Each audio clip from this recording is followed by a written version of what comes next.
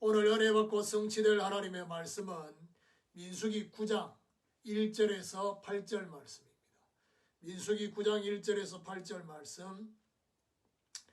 애굽 땅에서 나온 다음 해 첫째 달에 여호와께서 시내 광야에서 모세에게 말씀하여 이르시되 이스라엘 자손에게 유월절을 그 정한 기일에 지키게 하라.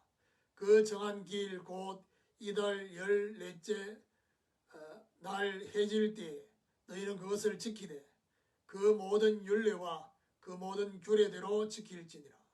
모세가 이스라엘 자손에게 명령하여 유월절을 지키라 하며 그들이 첫째 달 14째 날 해질 때에 시내 광야에서 유월절을 지켰으되 이스라엘 자손이 여호와께서 모세에게 명령하신 것을 다 따라 행하였더라. 그때 사람의 시체로 말미암아 부정하게 되어서 유월절을 지킬 수 없는 사람들이 있었는데 그들이 그날에 모세와 아론 앞에 이르러 그에게 이르되 우리가 사람의 시체로 말미암아 부정하게 되었거니와 우리를 금지하여 이스라엘 자손과 함께 정한 기일에 여호와께 헌물을 드리지 못하게 하심은 어찌함이니까. 모세가 그들에게 이르되 기다리라. 여호와께서 너희에게 대하여 어떻게 명령하시는지 내가 들으리라. 아멘. 가나안 향한 행진 전 유월절이라는 제목으로 말씀을 전가하기로 합니다. 우리는 지난 주간에 내인의 정결식이라는 말씀을 받았습니다.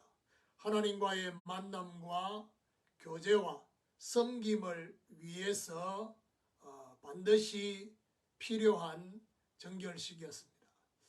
머리부터 발끝까지 모든 삭도를 제하고 모든 털을 다 깎고 그리고 옷에다가 물을 뿌리면서 속죄하는 이런 것들을 다 하게 했습니다. 그러면서 하나님의 것으로 구별되어지는 화목제의 요제처럼 이렇게 흔드는 여호와께 드려지고 그 화목제의 이 가슴살과 오른쪽 뒷다리는 제사장의 몫이 되는 것처럼 바로 그런 의미로 하나님께 여호와께 드려지고 제사장에게 속하는 그런 의미입니다. 자, 그러면서 이스라엘 자손을 위한 그런 직분이었습니다. 그래서 이스라엘 자손의 중요한 지도자들이 레인에게 직접 머리에 손을 얹었습니다. 자신들을 대신한 레인이다. 성도들을 대신하고 성도들을 위하는 중직자의 역할이다.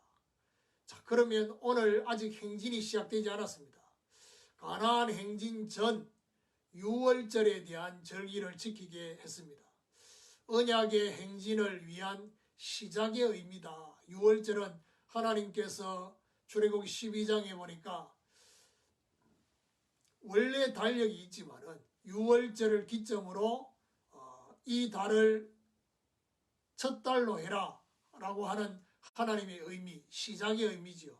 그런 의미에 있어서 행진 전에 유월절을 지켰다. 이제 진짜 언약의 행진을 위한 시작이다. 모든 시작은 그리스도의 구원과 언약의 하나님으로 시작하는 것입니다.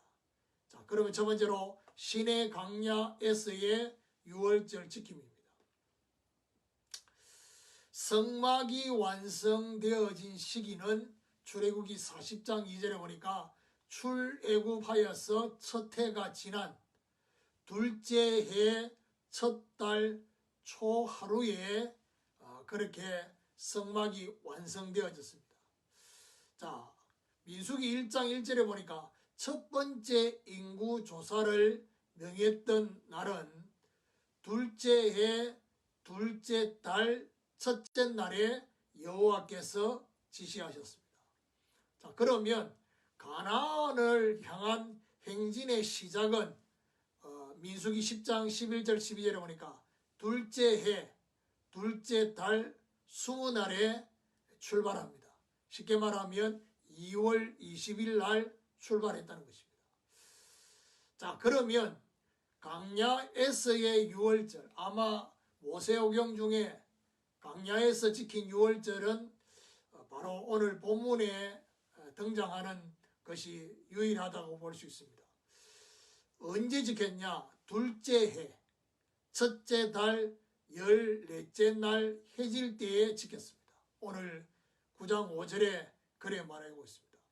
그래서 중요한 것은 인구조사도 결국 유월절을 지키고 난 후에 인구조사가 시작되고 그리고 가나안 행진을 하게 되어졌습니다. 자, 두 번째로 유월절을 지킬 수 없는 사람들입니다. 6절에 보니까 그때 사람의 시체로 말미암아 부정하게 되어서 유월절을 지킬 수 없는 사람들이 있었는데 그들이 그날에 모세와 아론 앞에 이르러 유월절 절기에 열애된 자가 있습니다. 사람의 시체로 부정하게 된 자. 그야말로 레위기 21장 1절에 그런 사람은 하루 이상 그렇게 부정하게 되어진다라고 되어 있습니다. 해필이면 그때 유월절 지키면 참여하지 못하죠. 중요한 것은 이들이 유월절을 지키고 싶은 마음이 있었습니다.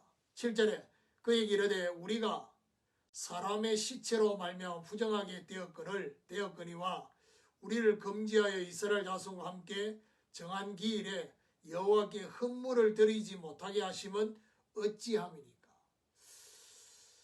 저는 이들이 유월절을 지키고 싶어하는 이 마음 참 귀하다고 생각합니다.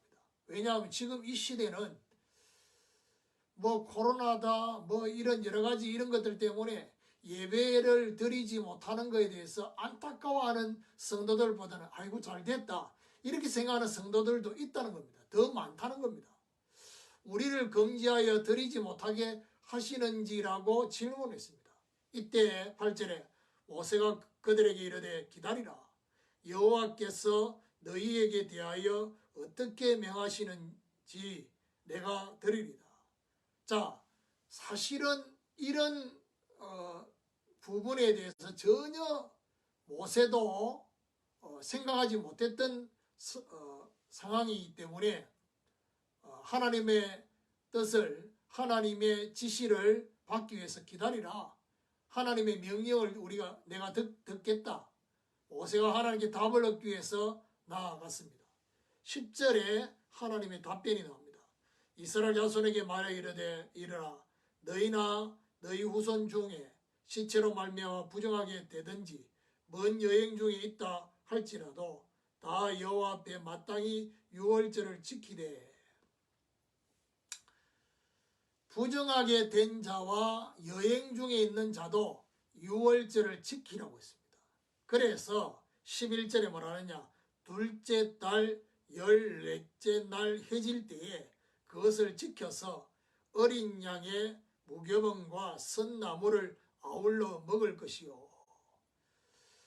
1월 14일 저녁에 유월절을 지켜야 되는데 이들에게는 둘째 날 14째 날 해질 때 2월 14일 저녁에 유월절의 모든 율례대로 지키라고 그렇게 말하고 있습니다. 세 번째로 언약의 백성임을 잊지 말라는 것입니다. 11절에 보니까 뭐라고 말합니까? 어린 양의 무교병과 선나무를 아울러 먹을 것이요. 유월절 기념 때 먹는 3대 음식물이 있습니다. 그게 바로 뭡니까? 어린 양, 그리고 무교병, 누룩을 넣지 않는 떡이지요. 그리고 선나물, 이거를 아울러 먹으라고 되어 있습니다. 자, 어린 양은 어떤 의미가 있습니까? 대속의 양이 되신 예수 그리스도를 상징합니다. 요한복음 1장 29절에 세례 요한이 예수님을 향해서 보라 세상 죄를 지고 가는 하나님의 어린 양이다. 고린도전서 5장 7절에 보니까 바로 이 어린 양이 바로 예수 그리스도를 상징한다라고 분명히 말하고 있습니다. 고린도전서 5장 7절에 보니까 너희는 누룩 없는 자인데 새 덩어리가 되기 위하여 묵은 누룩을 내버리라. 우리의 유월절 양 곧 그리스도께서 희생되셨느니라. 유월절 양 예수 그리스도. 누룩 없는 무교병은 바로 세상 제약이 없는 오직 순전함과 진실함의 떡이라고 고린도전서 5장 6절에서 8절에 보니까 그렇게 말하고 있습니다. 분명히 뭐라고 말하느냐? 순전함과 진실함, 오직 순전함과 진실함의 떡으로 하자라고 되어 있습니다. 그러면서 선남을 애굽에서 종살이한 고난을 잊지 말고 고난당한 이유를 발견하라는 의미가 있습니다. 복합적이죠. 그래서 그런 의미. 13절에 보니까 그러나 사람이 정결하기도 하고 여행 중에도 잊지 아니하면서 유월절을 지키지 아니하는 자는 그 백성 중에서 끊어지리니 이런 사람은 그 정한 기일에 여호와께 헌물을 드리지 아니하였은즉 그의 죄를 담당할지며. 분명히 정결한데 여행 중에 있지도 않는데 바로 유월절을 지키지 아니하는 자는 백성 중에서 끊어질 것이다. 언약 관계를 무시하고 포기한 결과입니다. 그래서 저와 여러분이 언약의 백성임을 잊지 않는 중요한 비밀이 뭐냐? 유월절을 지키는 것입니다. 자, 그러면 결론적으로 가나안 행진 전 유월절 이 말씀을 적용해 보면요. 출애굽 전 유월절은 구원은 모든 것의 시작임을 알리는 것이고 신의 강야에서의 유월절은 가나안 행진을 위한 시작이었습니다. 그런데 2월 14일 날 드려진 이 유월절을 보고 뭐라고 말하냐? 소유월절, 작은 유월절을 지키고 난 이후에 2월 20일에 행진이 시작되었습니다. 구원의 은혜처럼 구원하신 하나님께서 가나안까지 인도하실 거라는 것. 하나님의 은혜와 성막의 하나님의 임재로 가나안을 가는 것이다 라는 사실입니다. 언약을 성취하실 그 하나님의 백성임을 잊지 않는 이런 중요한 의미가 그 안에 있습니다. 이런 하나님의 중요한 축복이 있기를 예수 그리스도 이름으로 축원합니다.